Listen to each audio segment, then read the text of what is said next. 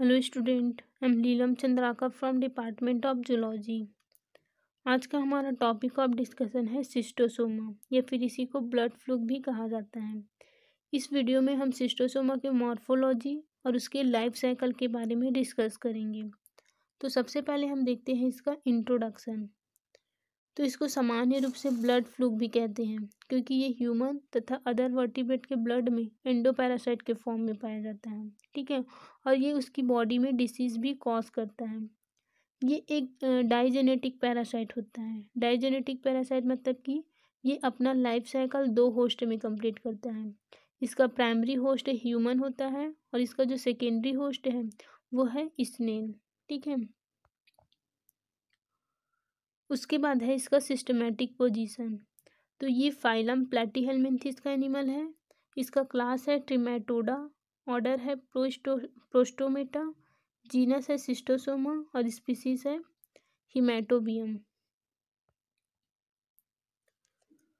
उसके बाद है जनरल कैरेक्टर्स ऑफ सिस्टोसोमा। इसके सामान्य लक्षण कौन कौन से हैं?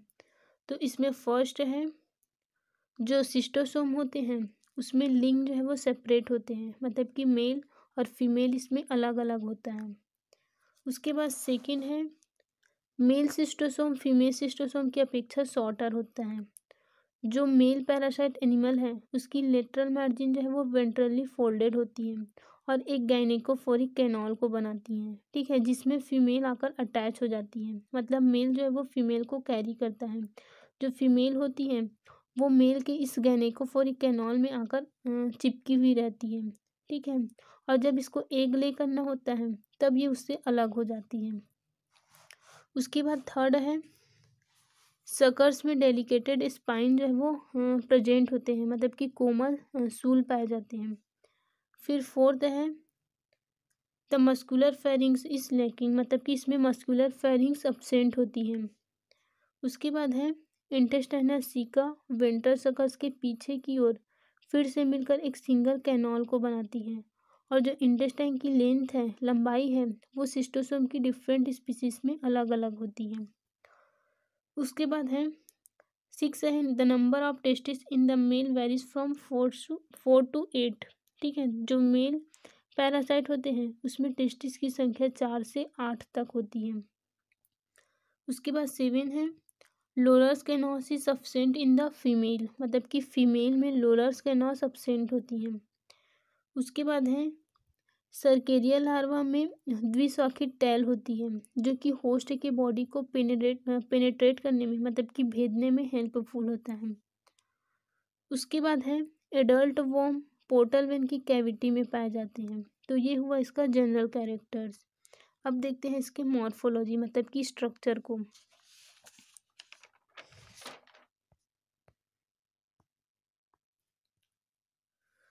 तो अगर इसकी स्ट्रक्चर को देखें तो इसमें मेल और फीमेल दोनों आपस में अटैच रहता है। जो फीमेल है वो इसकी गायनेकोफोरिक कैनाल में चिपकी हुई रहती है। ठीक है, तो ये वाला जो मोटा वाला पोर्शन दिख रहा है ये है फीमेल और जो पतली स्ट्रक्चर दिख रही है ये है मेल और ये है फीमेल।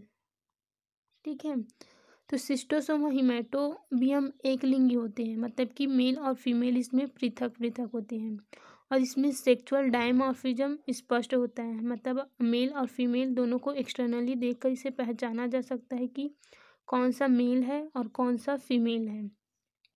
मेल स्मॉल, मोटा और सिलिंड्रिकल होता है।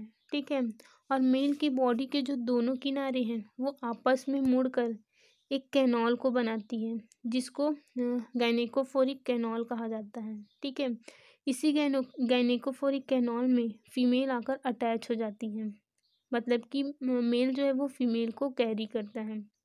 उसके बाद इसके बॉडी में 2 सकर्स पाए जाती हैं, जिसमें से एक होता है वेंट्रल सर्कल जो कि बड़ा होता है, जिसे एसिटाबुलम भी कहा जाता है। उसके बाद एक सेकेंड जो सर्कल होता है वो अग्र पार्ट में, मतलब कि माउथ के चारों तरफ प्रेजेंट होता है, जिसको ओरल सर्कल्स कहा जाता है। और इसकी पूरी बॉडी क्यूटिकल से कवर रहती है, क्यूटिकल से ढका हुआ रहता है। ठीक है, फीमेल मेल से लॉन्ग और पतली होती है और adult female adult female fluke जो है वो मेल की गैनिकोफोरिक कैनाल में पड़ी रहती है और इसके बॉडी के वेंट्रल साइड पर एसिटाबुलम के नीचे एक छोटा सा पोर होता है जिसको गोनोपोर कहा जाता है या फिर जनन छिद्र भी कहते हैं। ठीक है, जबकि इसका जो एक्सक्रेटरी पोर है वो बॉडी की वेंट्रल साइड मतलब कि पीछे की ओर प्रेजेंट होती है। तो ये हुआ इसका स्ट्रक्चर। अब देखते हैं इसके लाइफ साइकिल को।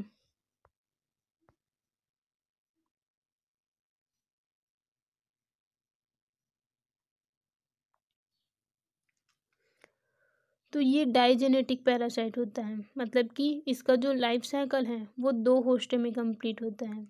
इसका प्राइमरी होस्ट होता है ह्यूमन और सेकेंडरी होस्ट है स्नेल। ठीक है, फीमेल जो है वो मेल की गैनिकोफोरिक कैनाल में पड़ी रहती है, अटैच रहती है। तो यहाँ पे ये मेल है और ये है फीमेल। ठीक है, फीमेल इसके गैनिकोफोरिक कैनाल में अटैच रहती है और ये ब्लड में प्रेजेंट होते हैं ह्यूमन के, और ब्लड में फ्लो करते हुए कॉपुलेशन करते हैं। ठीक है, मैथुन करते हैं। उसके बाद इसमें फर्टिलाइजेशन जो है वो ओविडक्ट में कंप्लीट होती है। फर्टिलाइजेशन के बाद फीमेल मेल से अलग हो जाता है और अलग होकर होस्ट के यूरिनरी ब्लैडर की सबसे पतली ब्लड वेसल्स में ये एग ले करने के लिए चली जाती है। ठीक है, और प्रत्येक एग के चारों तरफ एक कवच रहता है जिस पर कांटे रहते हैं और इन्हीं की हेल्प से एग जो है वो ब्लड वेसल्स की वॉल को फाड़ कर यूरिनरी ब्लैडर की कैविटी में पहुंचकर यूरिन के साथ में ये बाहर निकल जाता है। ठीक है, तो जो एग होगा वो या तो यूरिन या फिर फीकल मटेरियल के थ्रू बॉडी से बाहर आ जाता है और एग के चारों तरफ कांटे पाए जाते हैं, कवच रहता है जिसमें स्पाइंस प्रेजेंट होते हैं। उसके बाद बाहर निकलने के बाद ये वाटर के संपर्क में रहते हैं जहाँ पे एग से लार्वा बाहर निकलता है जिसको मीरासीडियम लार्वा कहा जाता है। ठीक है, तो प्रत्येक मीरासीडियम लार्वा का जो आकार होता है वो 13 माइक्रोन लंबे और 60 माइक्रोन चौड़े होते हैं और इसके ऊपर एक एपिथेलियम का आवरण रहता है।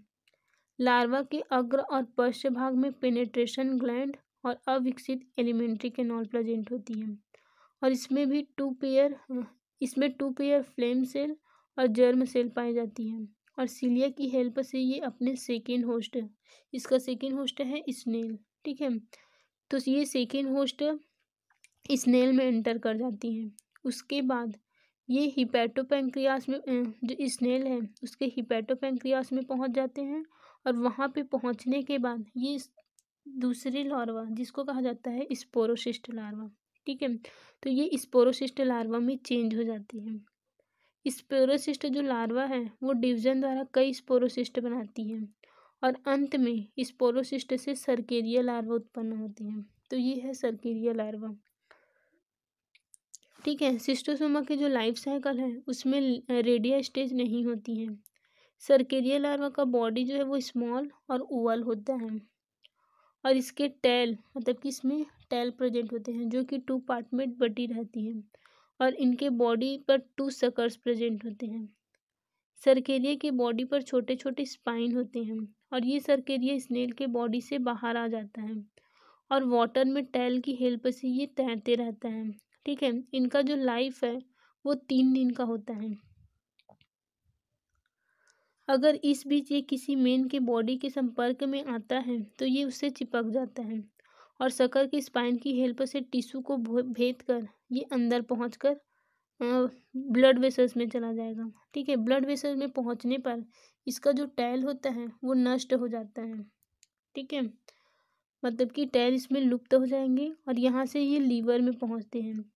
यहाँ पर पोर्टल ब्लड को खाकर ये आगे ग्रोथ करते हैं और लास्ट में पोर्टल सिस्टम में या फिर लिम्फ वेसल में पहुंच जाते हैं तथा यहाँ पे जाने के बाद ये एडल्ट में चेंज हो जाएगा। ठीक है, ये सर्केरिया जो लार्वा होता है वो इन्फेक्टिव स्टेज होती है, यही ह्यूमन के बॉडी में एंटर करती है। ठीक है, और जब एंटर हो जाएगी तो इसका जो टैल है वो लुप्त हो जाता है और ये कुछ दिनों बाद आगे ग्रोथ करके एडल्ट में चेंज हो जाता है। ठीक है, फिर ये ब्लड फ्लो में ही कॉपुलेशन करेंगे और एग ले करेंगे और इस प्रकार से इसका जो लाइफ साइकिल है वो चलती रहती है।